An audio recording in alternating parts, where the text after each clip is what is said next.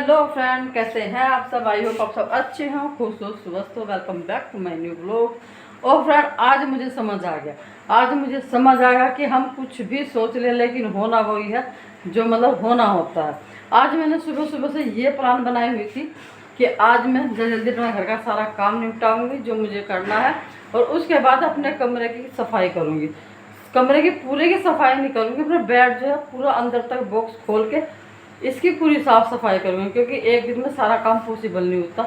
घर के बाकी काम भी होते हैं, तो इसलिए थोड़ा थोड़ा करके हम अपना दीपावली की सफाई शुरू कर रहे थे।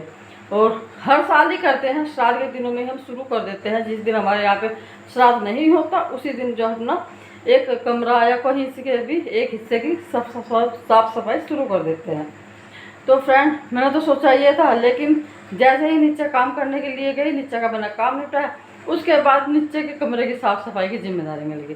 प्रियांशु के पापा मम्मी सब बोल रहे कि आज नीचे से शुरू कर, नीचे की ज़्यादा बुरी वो हो रही है और ज़्यादा बड़ा काम है।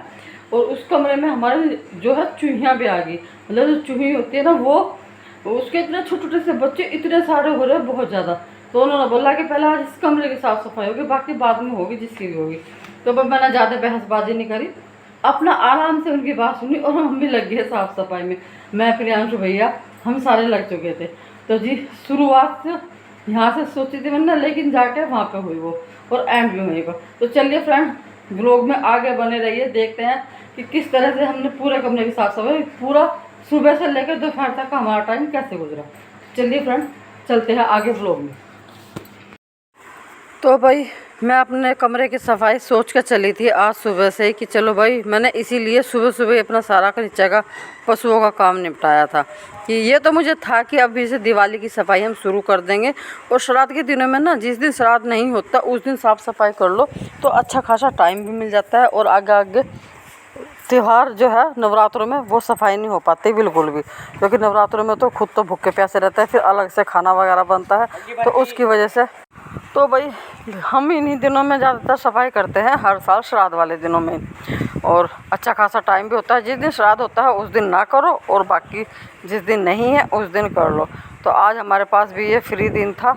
वैसे तो हमारे यहाँ अभी 2-3 दिन है श्राद्ध शुरू होने में, मतलब छठ के दिन हमारा पहला श्राद्ध होता है। तो लग चुके हैं इस कमरे में। जीत थी प्रियांशु की बड़ी मम्मी आज पहले ये वाला रूम साफ़ करेंगे, और इसका भी मन लगता है ऐसे ऐसे कामों में ना। प्रियांशु का बड़ा मन लगता है, वंश यहाँ पे नहीं है, वो तो कॉलेज गया हुआ, और मैं और प्रियांशु ये लग चुके हैं। उसके बाद धीरे धीरे हमारी जो है सफाई करने की जो है मेंबर हमारे सफाई वाले बढ़ते चले गए। बीच में मम्मी जी भी लगी है, माया रेखा भी लगी है, रेखा कह रही सॉरी रीना भी लग गई थी, भाई साहब भी लग गए थे, और तन्नू के पापा भी बीच में आ गए थे। मतलब होते होते ना जनसंख्या बढ़ती चली गई। सारा सामान हमने एक एक करके बाहर निकाल दिया है, और जो इसकी क्लीनिंग करेंगे ना, बिल्कुल डीप क्लीनिंग करेंगे। होली और दिवाली के दिनों में ना हम इतनी अच्छे से सफाई करते हैं, एक एक सामान बाहर निकाल करके, कहीं भी धूल मिट्टी छोड़ते नहीं है, क्योंकि दिवाली के टाइम पे ना बिल्कुल अच्छे वाली सफाई चाहिए। वैसे तो देखिए, वैसे बीच बीच में त्यौहार आते हैं, वो तो बस आगे ऊपरी तौर पे ही सफाई होती है, आगे आगे वाली जो इतनी डीपली होती है ना, वो तो होली और दिवाली इन्हीं 2 त्योहारों पे होती है। तो जी बस सारा सामान एक एक करके हमने बाहर निकाल दिया। प्रियांशु सारी अलमारियों का सामान निकाला धीरे धीरे करके, और जो इनमें सामान ऐसा होगा कि हमारे से बेकार है, वेस्ट है, वो हम साथ के साथ अलग निकाल देंगे, और वो हम कबाड़ी वालों को साथ के साथ देंगे। ये नहीं है कि हम उसे इकट्ठा करके रखेंगे और फिर उसे दोबारा से इसमें भरेंगे। ये इस बार हम नहीं भरेंगे, जितना भी सामान है सब यूज वाला ही इसमें रखेंगे। खिड़की वगैरह सारी अच्छी तरह से खोल के सारी झाड़ना, साफ़ करना। सारे जो सरसों के कट्टे हैं वे उठा के बाहर धूप में गिरेंगे, क्योंकि सरसों भी हमें सुखानी थी, और सुखाने के बाद हम टंकी में भरेंगे। इस टंकी को भी फिर बाहर निकाल देंगे, इसमें भी धूप लगाएंगे। प्रियांशु ने बड़ी हिम्मत करी, आज मैं बोल भी रही थी कि बेटा तेरे पापा हाथ लगवा देंगे, तेरे बड़े पापा हाथ लगवा देंगे, लेकिन बोल रहा कि मेरे तो कंधे पर उठवा दो, मैं फटाफट से गिर के आ रहा हूँ। ये गिर के आ रहा था, फिर बीच में इसके पापा भी आ गए थे, उन्होंने भी गिरवाया है।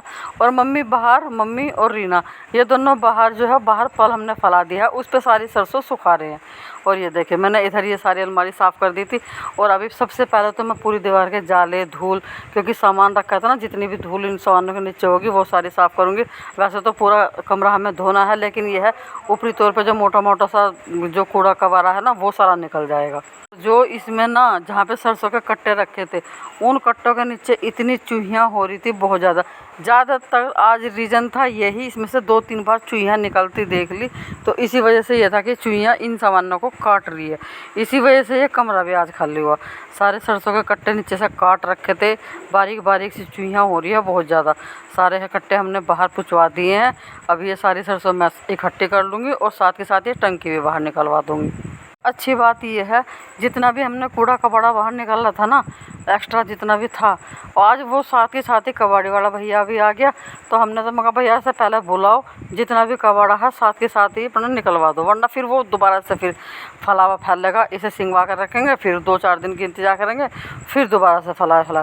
तो ये भैया हमें बस साथ के साथ ही आ गया था। इसे मम्मी ने गाली बुला लिया कि भाई जितना भी इसमें वेस्ट सामान है, जितना भी कबाड़ा निकल रहा साथ के साथ तुलवा दो। तो ये हमने साथ के साथ तुलवा दिया है। सारा सामान जो है मैंने बाहर निकलवा दिया।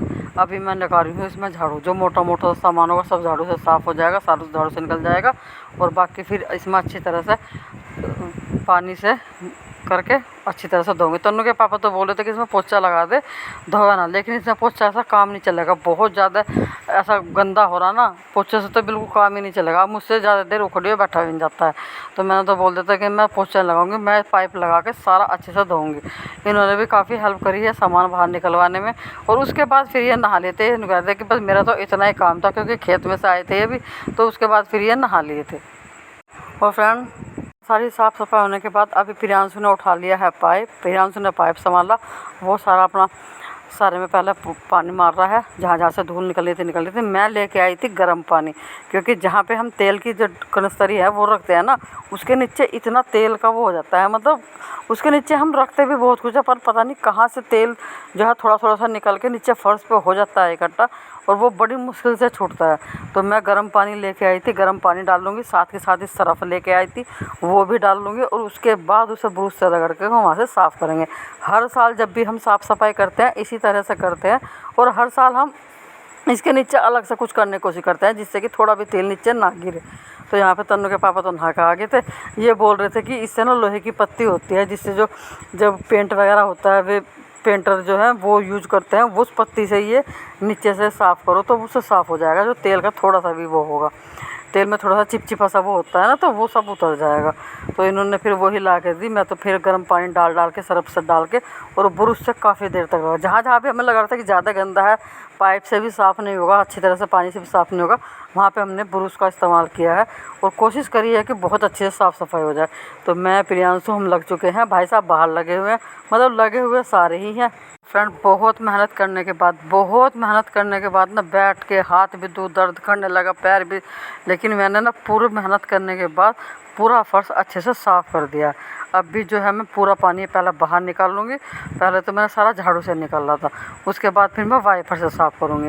भाई साहब ने बाहर सारा पाइप ले लिया, बोल रहे कि तुम बाहर दे दो, अब तुम इस पर वाइपर लगाना आराम से, मैं बाहर जितने बरामदे में पानी फैल रहा है अच्छी तरह से वो साफ़ कर दूँगी। तो अभी बस हमारा लास्ट वाला ये काम रह रहा है। प्रियांशु के बड़े पापा ये तो चले गए ऊपर, मतलब लास्ट में ना मैं और विपिन भैया हम दो रह गए थे, बाकी मम्मी, प्रियांशु, बड़े पापा प्रियांशु के सब चले गए थे ऊपर। लेकिन हमें तो ये था कि आज जब हम इसमें लग गए हैं ना, तो पहले ये काम पूरा करेंगे, उसके बाद ही हम ऊपर जाके नहाना धोना या खाना पीना करेंगे। तो जी बस ये लास्ट काम रह रहा है हमारा। झाड़ू मैंने अच्छे से सारे में लगा दी है, अभी मैं सारे में वाइपर लगाती हूँ। और एक संदूक ना बड़े वाला, वो तो हमने आगे खिसका दिया था धीरे धीरे करके, क्योंकि उसके पीछे ना काफ़ी धूल मट्टी हो रही थी। तो बस ये भी ये कर देती हूँ। और पूरे में वाइपर लगाने के बाद फिर मुझे यहाँ पर लगा लेंगे 2 पंखे। 2 पंखे इसलिए लगाऊंगी क्योंकि शाम तक भी नहीं सूखेगा नहीं। धूप इस सुबह इस साइड से आती है बाहर चबूतरे की तरफ से, लेकिन अभी धूप इधर से चली गई है। सुबह के टाइम तो वहाँ से धूप आती है। अब इसमें कुछ पंखा भी नहीं है छत का कि हम पंखा चला के छोड़ देंगे, तो इसलिए जो बड़े बड़े पंखे हैं तूफ़ान हमारे यहाँ पे 2 पंखे वे चला के छोड़ने पड़ेंगे, और जब भी इसमें फिर दोबारा से सामान रखा जाएगा। तो फ्रेंड वंश आ गया था 2 बजे, उसके बाद ही बस इसे खाना वगैरह दिया बना के, उसी के बाद फिर मैं नहाई, मतलब नीचे का काम करके ना इतनी बुरी तरह से थक गए थे बुरी तरह से। तो हम तो फिर लेट गए थे खाना वाना खा के, मगर एक ही बार जब वो आ जाएगा जब उठेंगे। और अभी मैं चल रही नीचे, क्योंकि नीचे ना अब वो सारा धंधा जितना बाहर निकाला था वो सारा सिंघाड़ा अंदर। अब ऐसा से लग रहा है टंकी उनकी रखवाई थी, क्योंकि सरसों बाहर पड़ी थी और मौसम हो रहा था घटा वाला, तो सरसों भरवाऊँगा। जल्दी जाओ, मुझे नीचे आ जाओ, नीचे मैं भी चल रही नीचे ही। देखते हैं कितना, भाई साहब तो नहाए भी नहीं, हम तो नहा भी लिए थे। इन्होंने तो कितना सारा सामान सिंगवा भी दिया, अंदर लगा भी दिया। ये तो बेचैन मन भाई। तो भाई साहब तुम्हारे नहाए नहीं थे, वे तो लगे पड़े दो पंखे लगा रखे थे, एक पंखा लगा रखा था, एक ही हो। तो सारा कमरा ना अच्छे से सूख गया है, देखो खूब बढ़िया सूख गया और साफ भी बहुत बढ़िया हो गया। तो जी लग रहा है। और फ्रेंड हमारी सरसों ना बहुत बढ़िया सूख गई। जो नीचे के कट्टे थे ना वो थोड़े से लगे से और थे, मतलब उसमें और थे नमी सी में ही है। तो सारी सुखाई ना आज ये, तो सारी सूख गई। बाकी सामान जो थोड़ा बहुत रह रहा वो लगाना, और तो सारा सामान अंदर लगा लिया। बस टंकी में पहले सरसों भरी जाएगी, उसके बाद लगाऊंगे सारा सामान। और तो चलिए फ्रेंड बस इन्हें भरने देते हैं सरसों। उसके बाद जितनी भारे की साफ़ सफाई है ये कर दूँगी। जो एक्स्ट्रा सामान है जो मतलब हमारे यूज का नहीं है, ये 2-4 तरह के बैग पड़े, ये सारे कर लिए वे रखे। इधर ये सारे वैसे बेकार कपड़े, ये सारे एक गठिया में बांध कर रख देंगे, कहीं पे इनको डलवा देंगे।